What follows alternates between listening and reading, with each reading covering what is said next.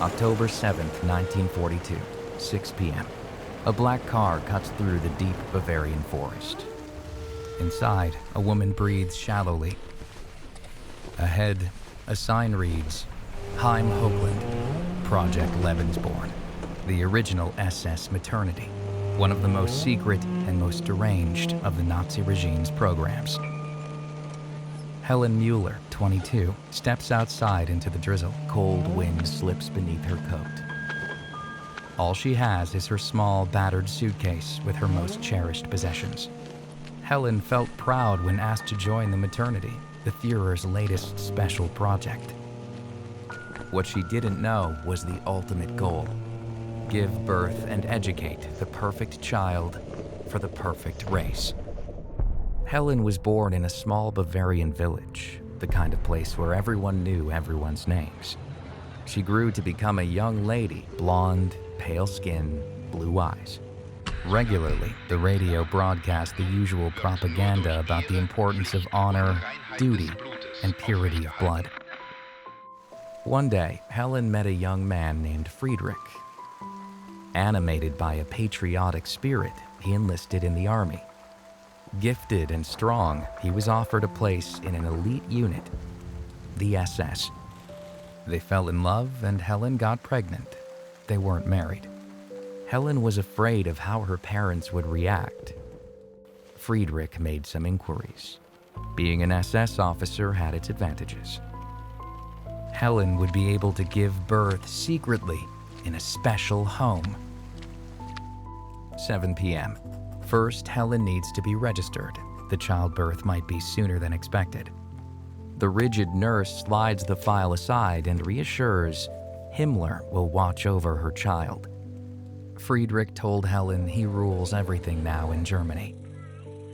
Achieving the perfect race across half of Europe. That's the plan. Code name Lebensborn, the fountain of life. Heinrich Himmler is examining the latest advances of the program. The smell of ink and polished leather fills the room. Many new houses are to be added to the 10 German centers. First, Norway, the highest level of purity. This is where every effort must be made. 15 centers. Then, Austria, 3 centers. Poland, Denmark, a Lebensborn in France? Maybe, but he thinks the French are a debased and racially worthless people. Helen stands frozen. The air is different here, sterile, carrying the faint smell of disinfectant and warm milk. The nurse leads her through the maternity ward. At the end of the corridor, a door looms. Inside is order. A desk, a folder, a man in uniform. Here is her folder. Birth certificate, baptism record, family tree. He already knows she has no Jewish ancestors in her family tree. Otherwise, she wouldn't be there. A doctor circles her like a craftsman inspecting a cold tool. He wants to know about the father.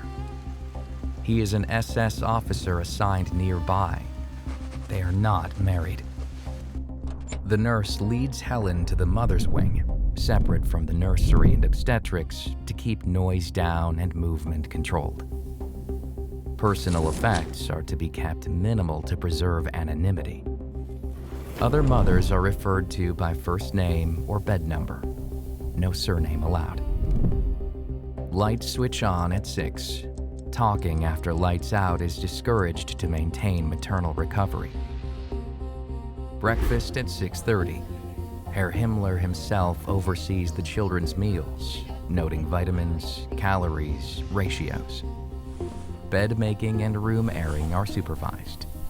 Visits are not allowed. The young German will sleep in the dorm number 1.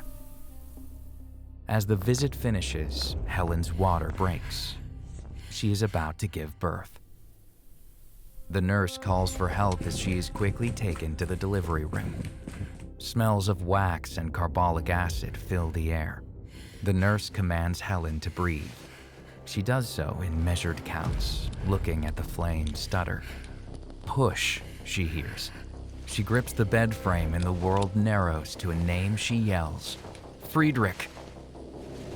Then a cry. One voice, then another. Two small shapes, two tiny faces. For a moment, Helen forgets where she is, who she is. But she reaches for them, crying. A mixture of joy for life and sadness of loneliness. For a second, both are in her sight. Two faces, two futures. The head nurse hesitates.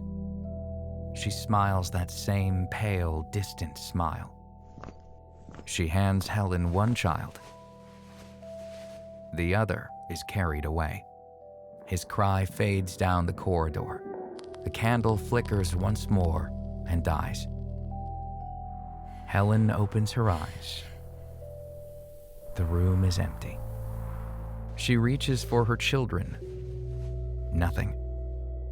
She hears the soft squeak of wheeled cribs in the distance and runs to the nursery room observation.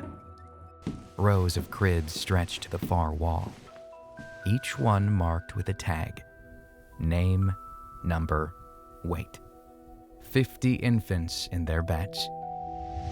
A note reads, "To be worthy of the Reich, standards must be maintained." Helen feels faint. What about her children? No sign of her sons. A nurse spots her. A small tilt of her head, a guiding gesture. She is not allowed to enter. Where her children are, she cannot go. 11 a.m., Helen's room. Through the thin partition, she hears a ritual. The man's voice is steady, rehearsed. In his gloved hands, he holds an SS dagger. He raises it solemnly above the newborns. "We take you into our community as a limb of our body. You shall grow up in our protection and bring honor to your name, pride to your brotherhood, and inextinguishable glory to your race." These children are being marked. The congregation responds in unison. Their voices merge into one mechanical and synchronized Heil Hitler. Helen closes her eyes. The sound of chanting fades. Her door slides open. The nurse is leading her away. Another corridor. Another door. 1 p.m. Bare walls. Wooden chairs in perfect rows. Helen sits among a dozen women, all upright, composed, silent. A man enters, chalk in hand.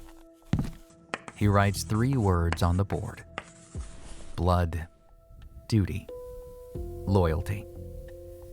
He explains that in Steinhöring, the original Lebensborn used by Himmler to shape every other facility, over 3,000 are to be born soon. All more than 20,000 children will enter the program made to give birth to the elite of the Reich. Helen's ears perked up at one particular point. The children who were not considered genetically valuable were to be transferred to specialized centers. No one looks up. The lesson seems to last for hours. Helen is finally allowed to leave the conference room. She wants to go straight to the nursery, but she is not alone. A nurse comes to lead the women to their daily visit of the children. The air hangs heavy. Helen enters the large nursery. Mothers rush to their children. She does the same, compelled, eyes scanning every crib. Some children seem to be left alone. Raising the birth rate of racially valuable individuals is no longer sufficient. The program had radicalized even further. Children considered assimilable are to be removed from the conquered territories and transferred to the Lebensborn facilities. But one of them feels like hers. Every instinct screams to reach for him, to gather him close. Something inside her tightens. This is her child. Behind her, a soft chorus of mothers murmuring and rocking their children drifts through the room.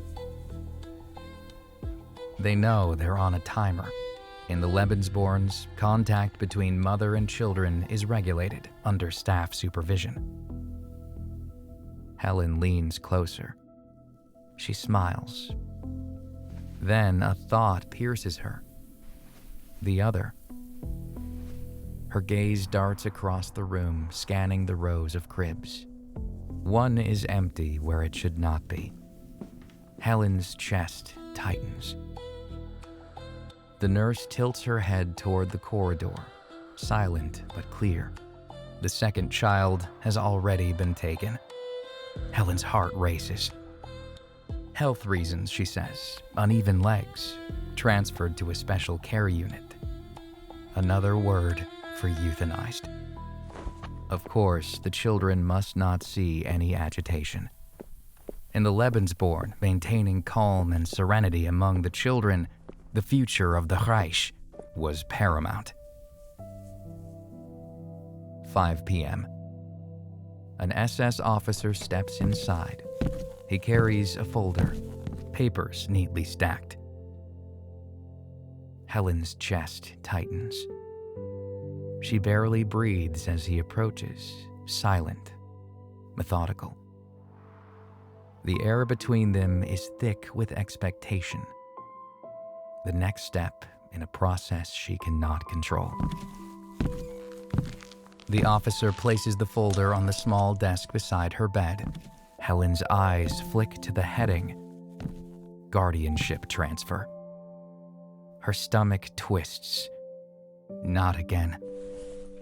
The child is born from an unofficial relationship. The Lebensborn program is now the sole tutor. His fate will be decided later. Return to the mother, placement in a Lebensborn children's home, foster care, or adoption. She thinks about all the children taken from their families all around Europe. They would never meet their parents or know their real identities. Like her son, they would never hold their real mother again. In February 1942, Himmler ordered the SS to abduct all children with Aryan traits. In occupied Poland alone, between 50,000 and 200,000 children were taken before the war ended. Those deemed racially suitable were placed in Lebensborn facilities, adopted by German families, or subjected to indoctrination. The rest were killed or sent to forced labor in camps. Helen's experience was echoed in thousands of lives. Children who were born into hope, only to find themselves trapped in a machine that valued race over love and obedience over family.